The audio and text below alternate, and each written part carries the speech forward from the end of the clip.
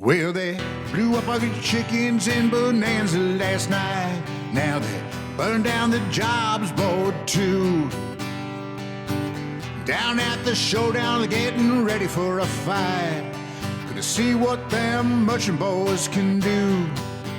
Now there's trouble busting in from CBS, and Jonathan Cars can't get no relief. Gonna be a rumble by the microwave, and the town council's hanging on by the skin of their teeth. Well, now everyone cries, baby, that's a fact. But everyone that cries chugs their root beer back. Put your gold star on, get your bandana pretty, and meet me at Kid Nation in Bonanza City.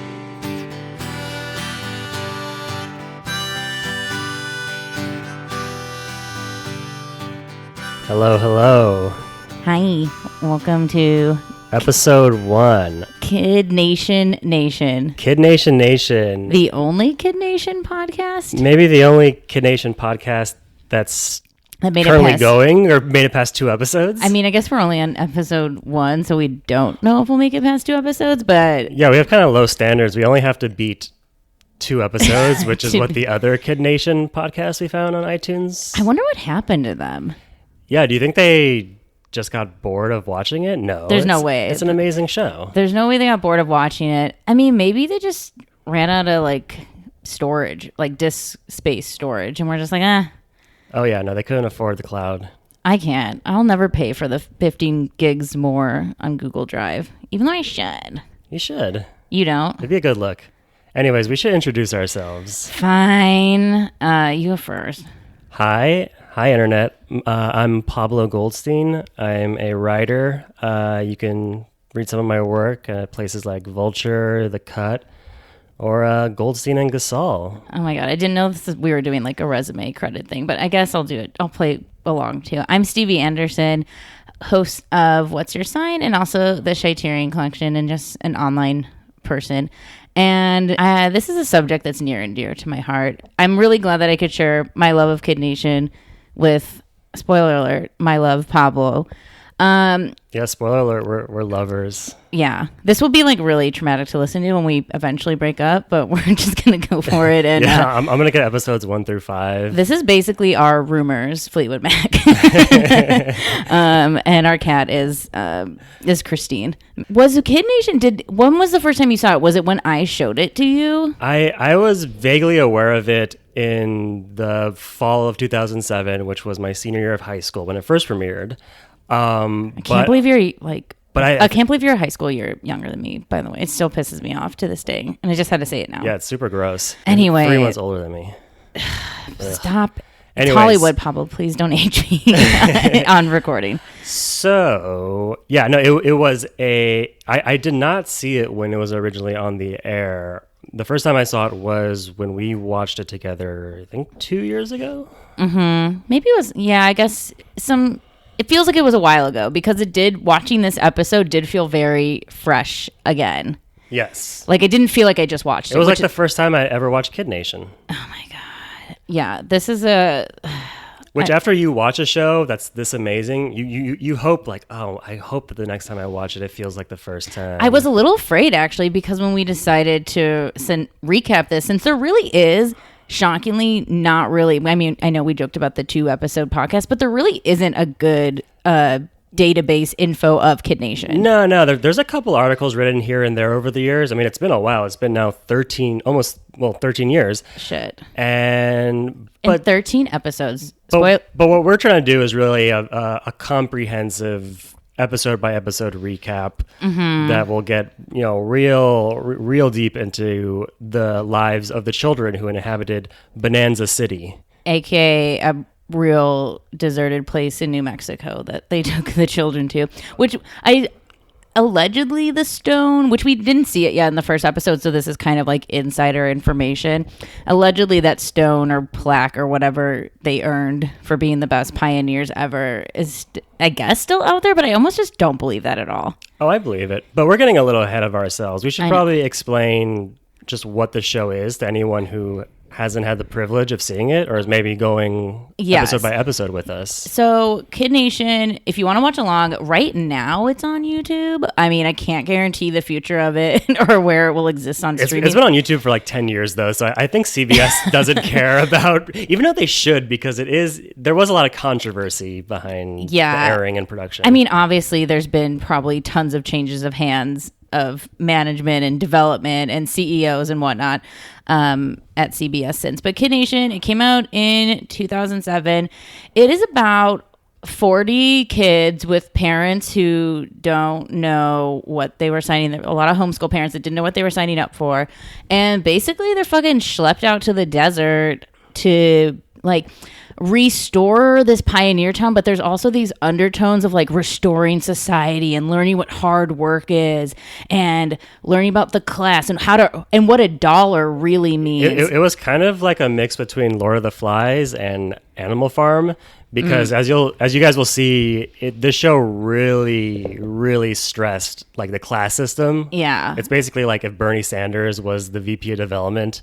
I don't think he would have made it. I think Mayor Pete would have made this show. Well, we'll get into it, but from the very beginning, they're like, yeah, if you're in the upper class, you make a lot of money for doing very little work. Yeah, and they try to stoke this class resentment, which I am all for. Yeah, no, that was pretty dope. There is a host, Jonathan Karsh. So he's like the only adult we see here and there, and he basically comes in to be like, hey pioneers, welcome to fucking Kid Nation. You're gonna be in different classes and you guys just have to basically survive. 40 kids surviving for 40 days. And then occasionally he's the one who always checks in for the challenges. Also, he always like, this doesn't happen in this episode yet, but I'm having memories. I feel like he comes with like, there's always like ancient texts that appear. Yeah. We'll see that later on. We'll see that later on.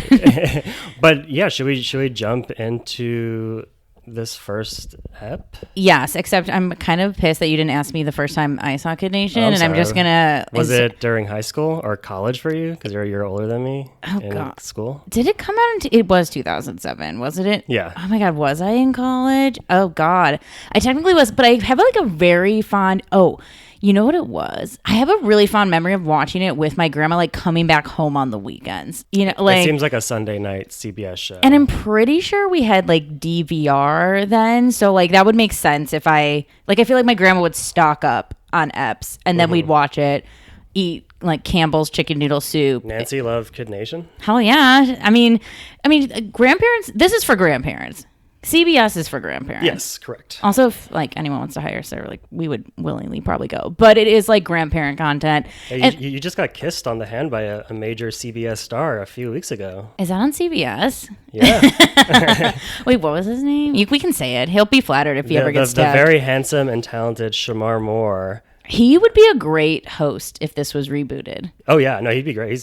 Which we should just. He should stay as far away from you as possible. Yeah, he was pretty horny for me. I think this would be a really good. I think if anything, by the end of this series, recapping, it's just going to get more people on board to reboot Kid Nation. Yeah, and if Trump gets reelected, it's going to happen. Yeah, the child labor laws will vanish, like go poof. Yeah, which I guess, and we'll maybe dig more in as the like cases come up, but there is child abuse cases tied in with this show, because like a kid drank bleach and like a kid got burned with like grease, and definitely a parent filed for it. So the reason they picked New Mexico is just because there wasn't the child labor laws that there are in other states at that time. But basically, New Mexico passed that after Kid Nation, because Kid Nation made it like such a fucking shit show. I didn't know that. But New Mexico, because spoiler alert, I have a day job and I work in reality TV casting. So this show, I have a lot of feelings from a casting perspective on this show. And New Mexico still has really loose, it in general has loose filming laws. So a lot of shows are filmed in New Mexico because the days are just. What other shows? And I think anytime there's like a deserty, like you're abandoned show. It's like 80% of the shows on Undercover Boss shot in New Mexico. The headquarters, New Mexico. I just know that it's definitely like, it's chill and cheap to shoot there. And it makes sense that they made the Kid Nation out in fucking wherever the fuck, Bonanza City.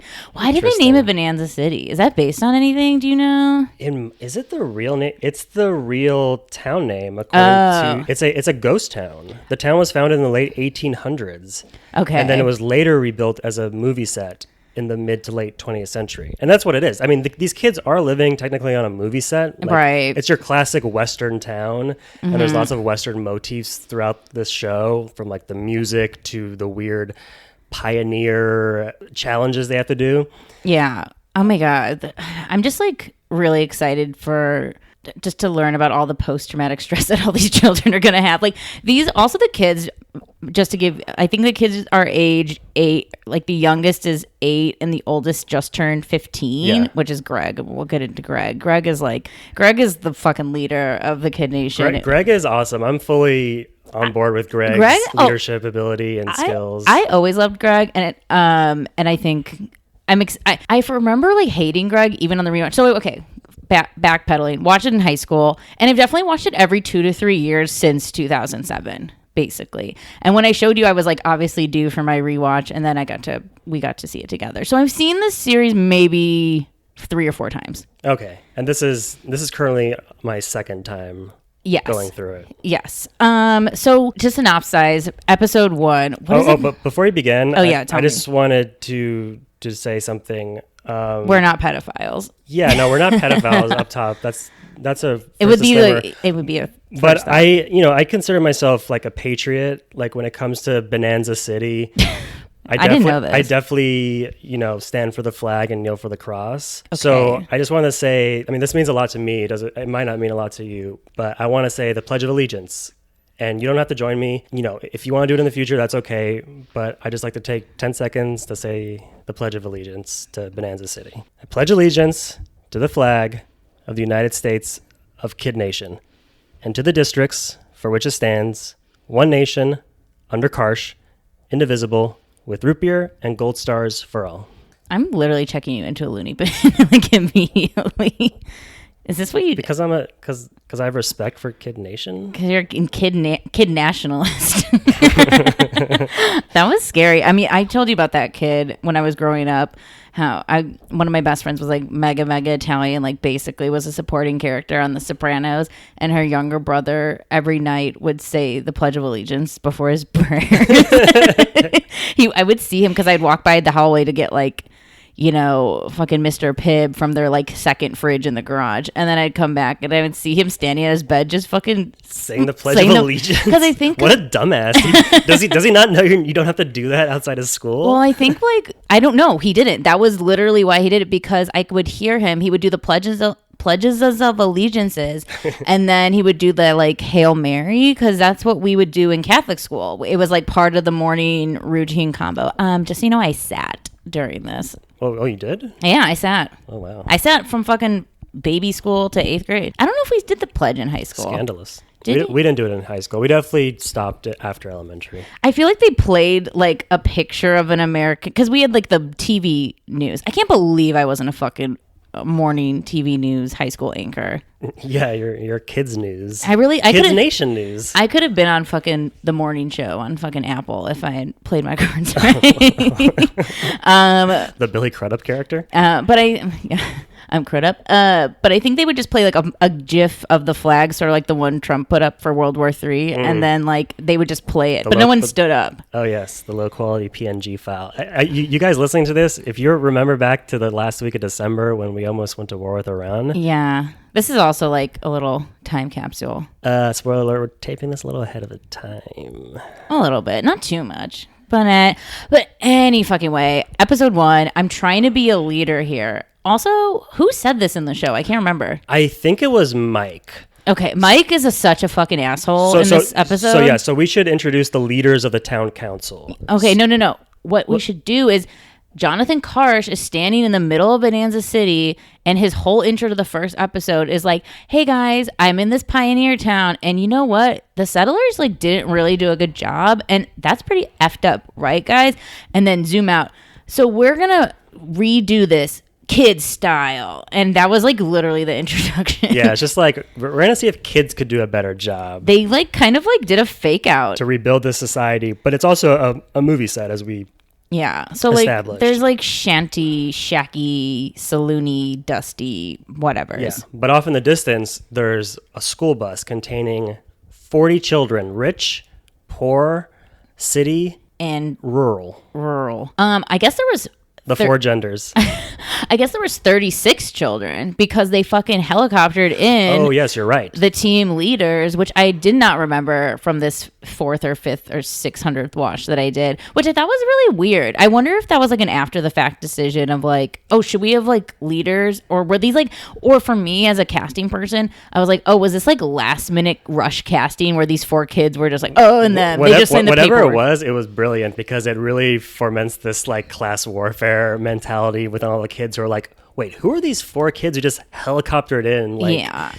Like a boss. Like a goddamn boss. So all the kids are busted. Also, spoiler alert for every other episode to come, we're like definitely not going to meet like 15 to 20 of these kids. Like there's sometimes they come and go and they'll have like a good line here and there, but I will say there's a core group that we usually see, and sometimes like random ones come in and out, but it's never like there's like a solid 5, 6, 7 that we'll always see, and then the rest kind of circle around. Yeah, I mean, after you watch all however many episodes there are, 12 or something, there's like you said, like a solid like 15 kids who we're like, wait a second, they never had a storyline or arc or just really said anything. And there's kids that I wish did, like, and maybe again we're on Mohawk kid.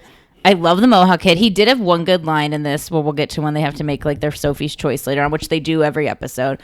And then there's the kid who wears the newsboy cap. There's just like a few kids around that I really like. Yes, newsboy plus leather jacket kid. He's like super smooth.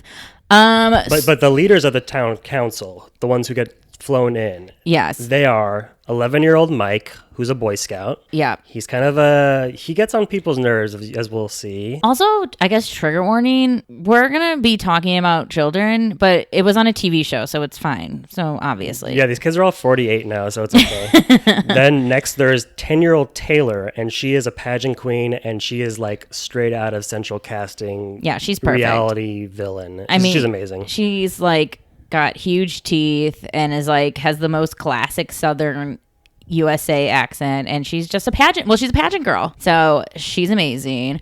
Also, we'll just say this now because it'll be easier to comprehend. Mike is Team Red, Taylor is Team Yellow. Yes. Then Laurel is Team Green. Yes, Laurel is a 12-year-old young girl from Massachusetts she sounds like a longshoreman, or like a what's that? Someone who works at the docks. Oh, for sure. She's in the lighthouse. She's like she's a New England Patriots season ticket holder. Yeah, she talks like that. She's like 40 basically and has braces. There's actually a lot of kids who present as 40 years old. Mike is actually one of them to me. Mike. And then finally, there's 12-year-old Anjay. Yes. He's an Indian American boy from Texas. He's very sweet, a little geeky, and he kind of has his power usurped from the leadership council later on. Yeah, I've always really liked Anjay. Anjay rules, yeah. He I feel like gets into some social trouble later on, but I don't really like remember what it is. But that's fine because we're just like going along. We also do meet in this episode, which I'm really glad he gets a decent amount of airtime, is Alex. He's my true favorite of the entire series. Yes, Alex is a fan, Kid Nation and Kid Nation Nation fan favorite. He's a small 8-year-old boy with like a bowl cut. He has one big tooth. Transition lenses. I mean, you got to see this tooth. This tooth is like... It's huge. It's like 4 baby teeth. He's really cute. And he's very cute. He always says a lot of cute stuff. He's really smart. He's really with it. He's kind of a narc, but we all love him. And I think he's like an actual genius in real life now. Oh, yeah. I wouldn't be surprised if he's like the head of NASA now or something. He's like won like tons of National Geographic things and spelling bees, and like he's just a baby genius and truly love him. But basically they're busting out these kids. The leaders are decided. And now they just need to move in. So this first episode is just straight up like hauling shit. Yeah, it's really funny because it's a lot like, do you know the story of like how the Oklahoma Sooners got their name, or where the term Sooners comes from? What team is this, like badminton? Well, it's the college football team is the Oklahoma Sooners, and it's because in the 1800s, when the federal government opened up all the land in Oklahoma, they were literally like, okay, it's 6 a.m., go. And then all these Oklahomans and Americans literally rushed into the Oklahoma border, but some of them cheated and went a little bit too soon.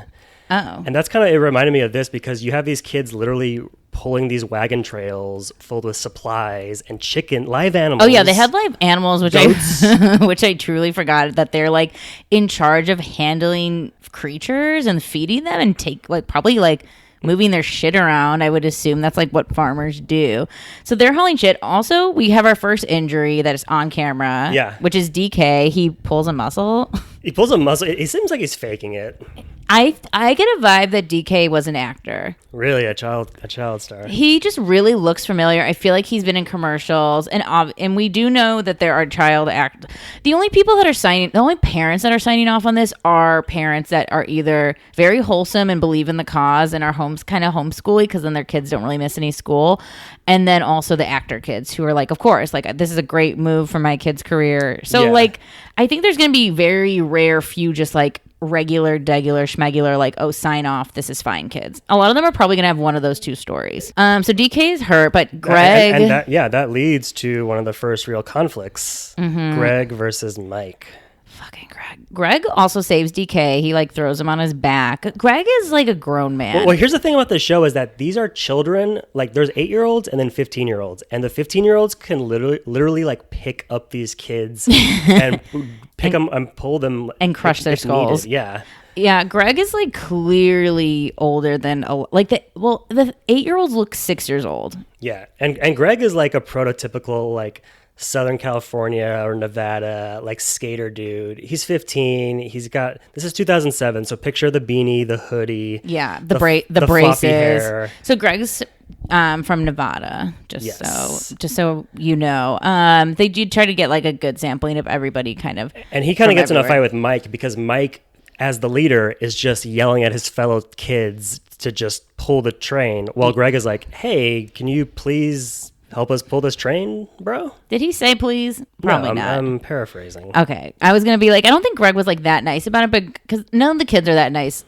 Watching kids handle conflict, I mean, I get how they sold this show because it's like just them crying and getting frustrated and not knowing how to express themselves. But anyways, they finally like get all their shit to Bonanza City because they make them haul their shit. And it's just like empty. It's like dusty and old and there's no beds. Like there's nothing. Yeah, they just have little like mats. Yeah, they open this box and this little mat comes out kind of like a Casper mattress, except it's not a full mattress. It's like an inch thick. Yeah. And then they're supposed to cook dinner, which none of them have ever really cooked before, so it seems. So there's a lot of conflict. The kitchen is also a source of conflict throughout the entire series because food is hard. I get cranky when I don't know what to eat, and these kids don't know how to fucking boil water. Yeah, they have strict instructions on how to make macaroni for 40 people, and they immediately don't follow the instructions and just pour like 8 pounds of shells into a giant vat of unboiled water. And then... oh my god. Well, also I must say, like, cooking for 40 people is hard, period. True. Catering companies like don't get it right half the time. So I don't know how these kids were expected. Yeah, fuck catering companies, Stevie. I mean, I'm just saying they're not trying to like, you know, like do class warfare here, but like it is hard to cook. It's hard to cook for like you ever do a 3-course meal, like to have everything be warm and like this. So anyways, this is where we meet Sophia, who I would say is a very regular character. Sophia saves the day. Sophia is 14. She is from Florida. She's another 40-year-old a 40-year-old kid. She has very like adult energy. She does. You can tell she like hangs out with adults. You can tell like her family situation might have been kind of shitty, so she had to fend for herself and like take care of herself and her younger siblings. I don't know if it's shitty. We do get a flash forward of her family a little later on, but that's gold star material. You don't think upper middle class Jewish upbringing is shitty? I don't know. I watched her whole Yiddish interview on from like Amherst College radio and watched her explain like, you know, 6 minutes of an hour and 1 minute interview of like finding old Yiddish grandpa letters. I mean, she acts like a neurotic old woman, and she did when she was a kid, and she does when she's a 20-year-old in college. It's amazing. I love her. Speaking of neurotic old Jewish women, we also meet one of my favorites, Jared. Oh, my.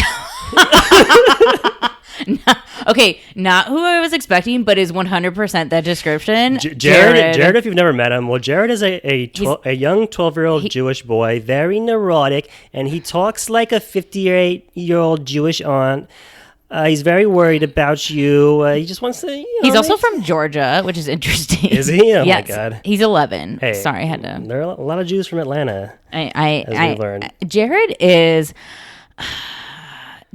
really fascinating. Jared's also an all. I mean, Jared and Alex are pretty tied for all stars for me, and I think. Spoiler, I think they become friends like in some later episodes. They do, because they are kind of like they're little geeks. They're cast because they were geeks. So anyways, the kitchen is full of nightmares, and Sophia finally steps in and they make bulk mushy pasta for everybody.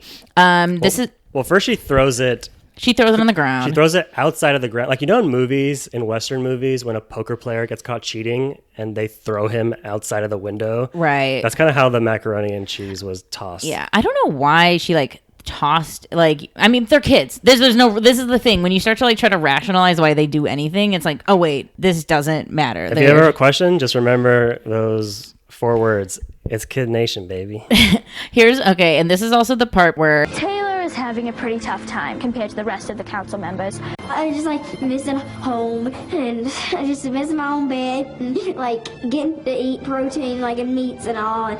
Amazing quote. Also, it should be brought up at this point.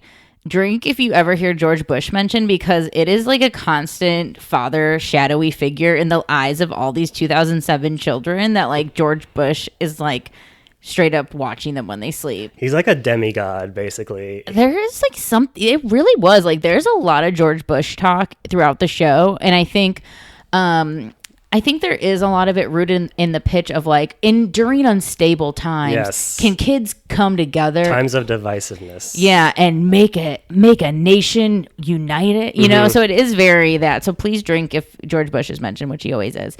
And so she's fucking mentioned that. Also, I don't know why this is also shortly after they have an interstitial cut of Jared saying, I am very hungry, and as Martin Luther King Jr. said, I have a dream. I have a dream. Yeah, you can do the voice. I got your new sweater. I don't think I'm legally allowed to do Jared's voice. I'm going to get fucking sued. Yeah. Wait, before we move on, actually, one thing we forgot to mention is that Jonathan Karsh, the host, he explains the gold stars. Does he? Yes. To the leaders. Because there's a clip of Laurel going, oh my God, a gold. No, I'm doing a Jewish voice. Pretend this Jewish voice is a Boston accent. This gold stars, gorgeous. Yeah. And so basically at the end of every episode, the four town counselors will come together and award a gold star to a kid who they think was the best at Kid Nation that week, basically. And we find out later there's some decent prizes attached to that, but that's towards the end. Yes, early on. I forgot. What really was a random ass moment where Jonathan Karsh was like, hey kids, come here. I have something to tell you. Also candy? Look you see this big ass gold star that's the size of my hand? Yes. And he's like, it's for the best pioneer here. And these kids call them Mike Myers because they love gold. Oh my God. That gold star really looked cool as fuck. So after the whole dinner thing, this is when Mike and Greg have the brawl. And I forget what they brawled about. They were just brawling for brawl's sakes. So they have yet to divvy up into teams yet, but Mike is clearly not suited for his leadership roles. He's a wimp. He's a little punk. Yeah, if Mike was here right now, I'd spank him because he's a bad leader. Please. Oh, wow. Also throughout this episode, speaking of cute little kids you want to spank, oh my God, the FBI is coming if we put out this podcast. This is the sexiest podcast. Oh my God, this is sex positive podcast. Oh my God, it's not. But throughout the episode, we are getting teasers that Jimmy wants to fucking bounce. Yes, there's a young 8-year-old boy, Jimmy. He is like a Muppet baby. He's got this amazing mop hair. He looks like a fucking beetle. He's great. He says in this episode, quote, I think I'm way too young for this.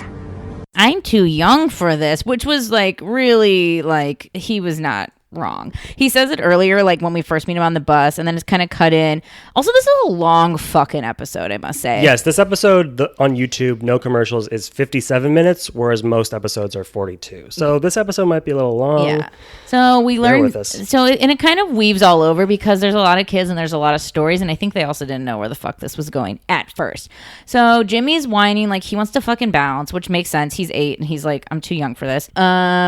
The fucking boys, Greg and Blaine, Yes. The older boys, they look like they've like got Blink-182 CDs in their back pocket. Like they're like bad boys, you know, like they're old. They look old as fuck compared to all the kids. And they're tagging up a fucking storm in Bonanza City. And the reason why they're tagging up is because earlier that day, the leaders pick the team. So they, for the first time, which happens every episode, the leaders go to like the town council house and they read from this big like biblical book. There's a lot of Bible books in here. Even the cookbook in the kitchen was like Bible. It's very old timey pages, you know. Like, burnt ends. I kind of want to smell that book. I love how old books smell. Did you ever burn pages for like book reports in school where you had to make a ye old paper and you'd burn you'd roll it up like a tube and then just burn the ends and snuff it out? Rolling up tubes of paper and lighting them on fire? Yeah. It was how you make it. Hey, did you ever go to like a pioneer town? No. We went to one. I got a fake name named Dorothea. And it's like you went to like an old schoolhouse and pretended to be like this is like Pilgrim witch trial era, like schoolhouse. We went for Girl Scouts or something. And I remember I got a new name, which was Dorothy. And I was like, that's an amazing name. I can't believe this is my new name. And we just sat in the schoolhouse and had to do like math lessons. And we had like a strict ass teacher that would fake whip us. And then we had to go do recess. And recess was 5 fucking minutes. And like the part of the lesson was like back in the day, kids only got recess for 5 minutes. And they gave us like paddle balls and like old shit that kids would play with back in the day. And then I tattled in the class because I was like, Sir teacher, Elizabeth over there is cheating. Because I was like really dramatic. And I was like, I wanted to stir the pot. And he was like, thank you for telling me Elizabeth's cheating. He put her in like under the floorboards. So he like grabbed her by the neck and put her under the floorboards. And she stayed there for the rest of the field trip. She was the telltale heart? I guess. And then I was put on a one-legged stool that I had to sit on for the remainder of class because I was the fink. You're the dunce. I was a fucking dunce.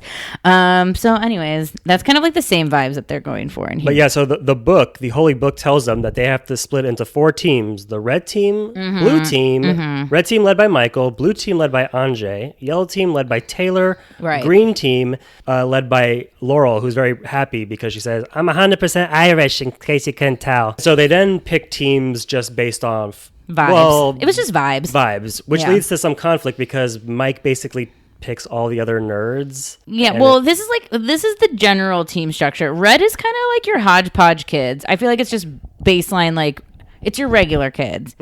Then blue is like big kids for sure. Yeah. And then yellow is like young girls for the most part. Definitely like kind of popular girl heavy on this yellow team. Yeah, for sure. Because it's led by Taylor. And then green is just like truly the island of misfit toys. So they're all divided up, ready to do their duelings or whatever. And then Greg and Blaine, as you were saying, tag up Bonanza City tagging. like a bunch of damn vandals. They tag blue team rules and go blue. Yeah, that was shocking. And Alex snarks. He's like, I woke up and they were gone, which was really great. We also learned before their first challenge that there's 40 kids in one bathroom, which comes into play later on, because I was fucking shocked by that. Well, the good thing is that these kids aren't really eating much, and all they're eating is like mushy bulk pasta, bulk macaroni. So yeah, and like one pancake each, always. Yeah, it's not like 1,000 Coachella attendees. No, but 40 to 1 is bad. It's bad, but I think they've like let out their nervous shits. I feel so bad for any 12-year-old girls who got their periods at Bonanza City for the first time. Yeah, I can't believe that didn't happen during. I mean, it probably did. They're not going to show. It's not going to be a blooper. It's not going to be the funny end credit that they show. It's on the deleted scenes. Oh my god. So it's time for a challenge. Before that, Karsh explains the stores and the job class system. He does? Yeah. Oh, before the challenge? Yep. Oh, because then they know what they're competing for. Right. Yeah, so he says they're going to have a challenge, but the reason they're going to have a challenge is that because there's a class system, as we touched on earlier. Right. There's the upper class, there's the merchant class, who will like work at the saloon, which serves root beer, and the candy store, which serves candy. And they also sell like goods, like bikes and tennis rackets, like just random shit. The upper class doesn't do anything. The upper class, no, and the upper class gets paid $1, whereas the merchants get 50 cents. The cooks, who are the third class, get 25 cents, and then the lower class, which clean up The the laborers. shit, get 10 cents each. Yeah. So, and it's their jobs. Like, this is what they're going to get. And also, this is subject to change each challenge. Yes, and that's who we find out each week is going to be placed in each class, is by the winners of the challenge. Which the challenges are physically some of the craziest shit I've ever seen. Yeah, you know, when you think of like a physical challenge with involving kids, you think of like Double Dare, like sliding up a slide, going through an ear. It's very fun. It's whimsical. It's like mainly like based in gack and slime. This one does involve this one colored kinda liquid, yeah, I was gonna but say. it is much crazier. Yeah, this one they have to like take a huge oil rig that's like this huge metal. It's a huge oil derrick, like a There Will Be Blood style. A bastard from a basket. And they have to use an old-timey map to pick up this super heavy oil derrick, which is so heavy that like 8 kids struggle to pull it. And then they have to put it over the correct position on this giant patch of desert land. Yeah. Tap it, and then collect the Oil. quote-unquote oil, which is colored water according to their color, and then carry that bucket across the damn desert and put it into 3 giant like Mexican Coke bottles, basically.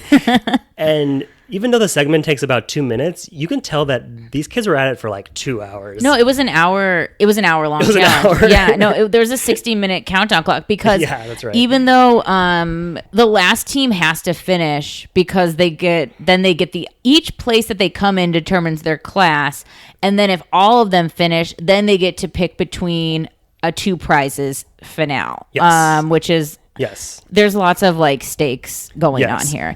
So we're watching this very physical challenge where these kids are moving this oil derrick and then tapping the earth, then pumping, then catching, then running. And then it's like really hard. Like you have to be, I mean, I guess kids like, this is why kids play soccer when they're younger, I guess, is like they can run back and forth like forever. These kids look like boxers at the end of like a 12-round match. Like they're like sweating profusely. They're like It looks fucking hard. I guess you have that kid energy that doesn't give a flying shit, but like a normal person couldn't. This is harder than a lot of challenges you see on like real world road rules challenges. Oh yeah, and these are kids. And like I remember being, even as a high schooler, as a scrawny high schooler, being like, God, I'm like weak.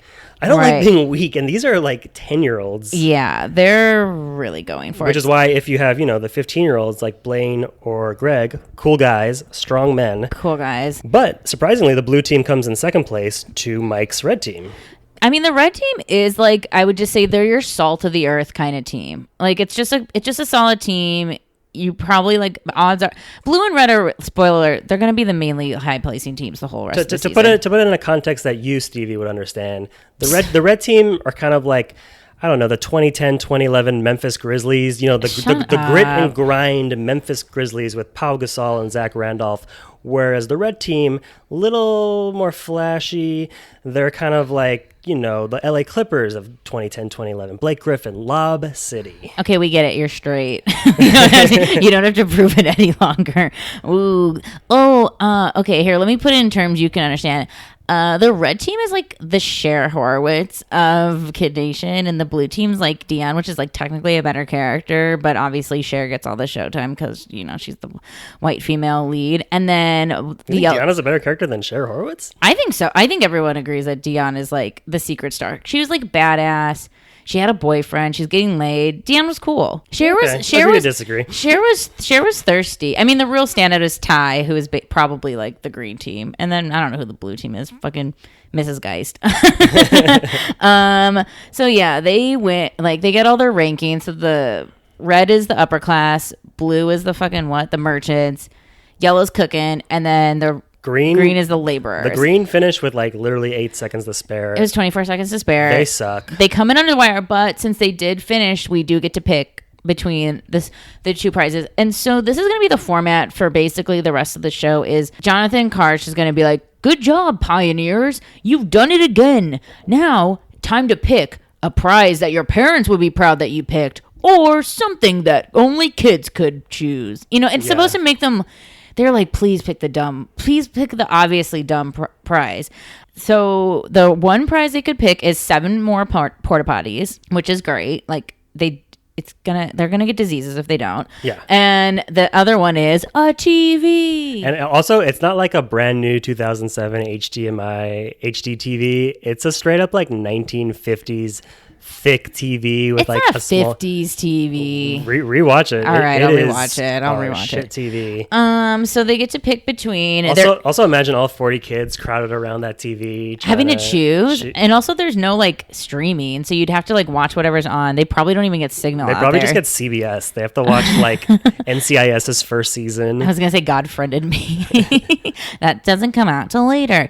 So they do have a moment. They do this every time, like a moment of suspense. It's like, what are they gonna pick? The leaders pick too. Like they speak for the teams. Like they're not gonna all meet up with everybody and ask. And so when they're pleading their case, I do love this line. This is from the Mohawk kid. He never really talks, but he does get this line in when they're like, well, why should we pick the TV? And the guy's like, why would you take TV?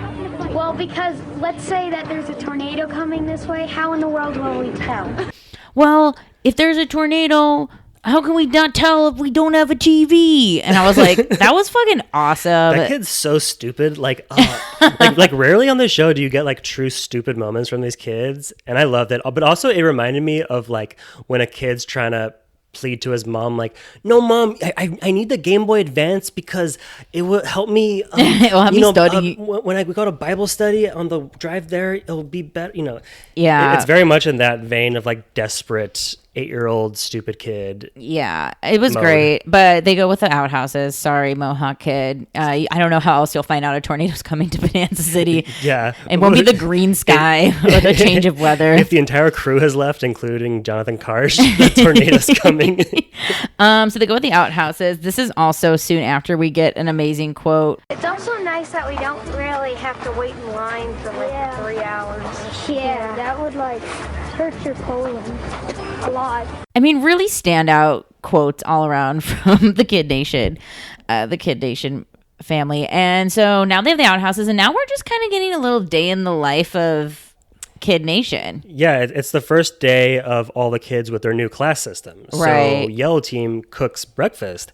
And surprise, surprise, they actually do a really good job. They make tasty pancakes. They do. But they refuse to do the dishes. They're pageant girls. Pageant girls don't do dishes. And then Sophia is not having that. She was like, look, I built this kitchen from the ground up. I didn't know when I was going to franchise this out that you guys were going to make a fucking mess of the place. And so she's pissed. She's like, hey guys, like cooks means also cleaning. And they're like, cool, Sophia, you're 40. We don't care. Honestly, though, I kind of see the Yellow Team's point in that if The they're laborers should cooks, clean? Yeah, the laborers should clean. Well, the right? laborers are already like scraping shit off of now multiple toilets and whatnot. Well, so at least it's not just one giant one. yeah. We get to meet the saloon, candy store. I mean, really where all the action takes place. Oh my god! I mean, as a grown man who loves candy and like loves going to candy stores, Yeah, it's disturbing. I wish I was a 10-year-old kid abandoned in Bonanza City because it looks great. I don't get why they just don't like. And again, maybe this happens later on. I can't remember. It's great every time it's like Christmas Day watching Kid Nation. But like, I don't get why like it's interesting that they keep the systems at large. Like, I would be stealing all the time. Well, early in that episode, we do see Sophia kind of buck the system because she's earning 10 cents a day as a day laborer. Yeah. So she goes out and starts busking. She starts breakdancing on the streets. She turns the middle of Bonanza City into the L train in Manhattan. Oh my god! Is that a subway stop? I think it's under construction, but I The think L? it's like She turns it into freaking Times Square. yeah, she's truly like freakily breakdancing. And she makes $3, which is enough to buy a bike. Yeah, which isn't much. And that's actually a really good purchase. So, I mean, we're really just seeing all the Bonanza kids just like having a good time. Jared's really just quoting up a storm that today's going to be a good day. And then like, I don't know. This is just a great little scene of like Cody, who's another amazing 40-year-old kid from Ohio, wants to go rabbit hunting. He's taking Jimmy and then some other brown-haired kid that I don't recognize. But they're basically trying to convince Jimmy to stay. Because they're like, Jimmy, look, we're hunting rabbits. We're having a great day. And this is also when Cody declares, this is man's day. Girls, this is man's day. Come on, go, go, go. Since we're talking about Jimmy, I just wanted to bring up that one of his. So CBS built a profile for every single kid in Kid Nation way back in 2007, and it's been saved thanks to the Wayback Machine. And every kid has a really, really in-depth interview. And Jimmy's first question was, "What world leader do you admire?" And his answer is President Bush.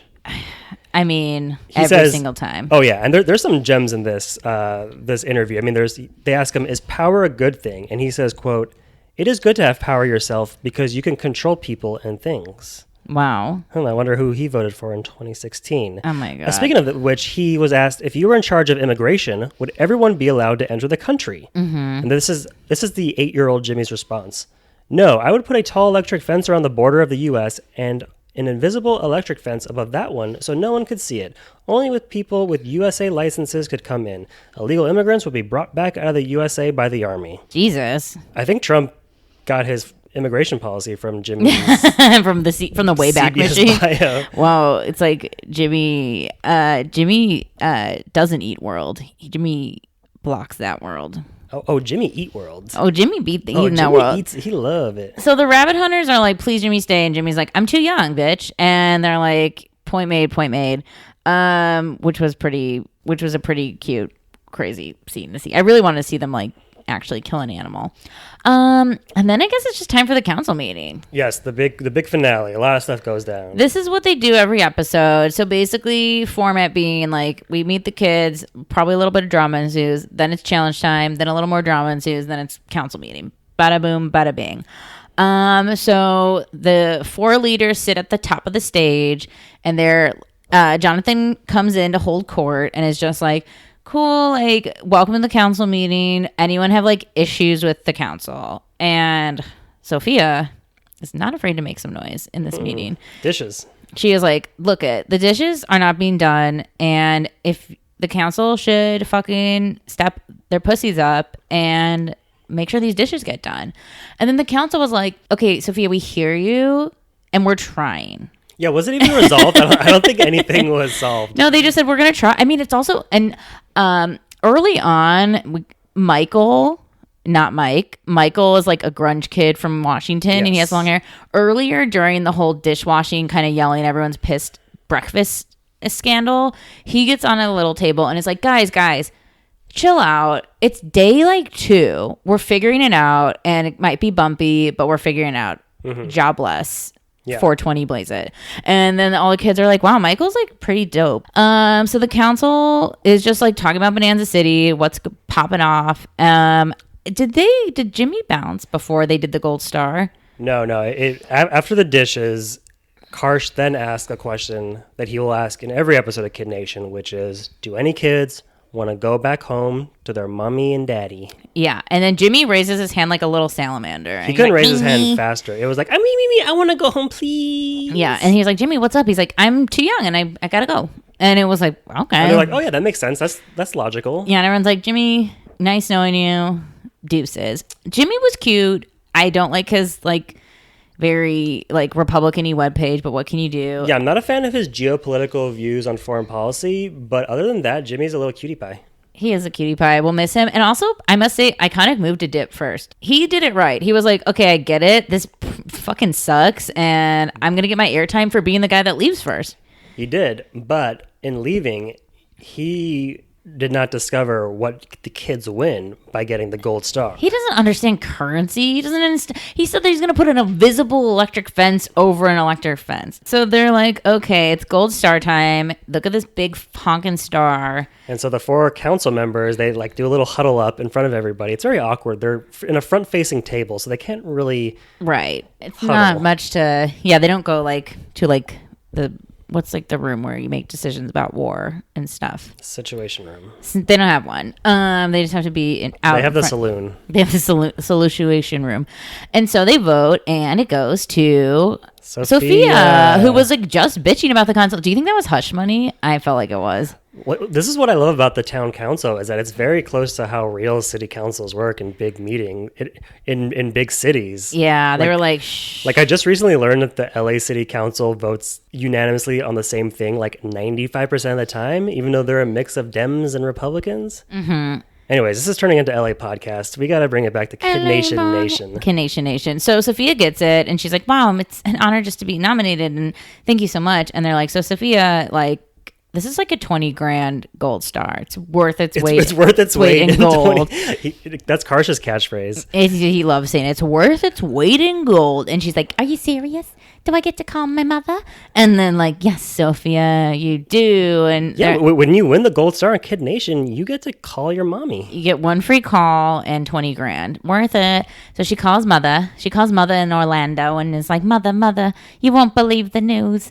I won the gold star and that speech she gives, obviously she like trained to write that. That speech is like the speech that makes parents cry when they watch episode 1, season 1.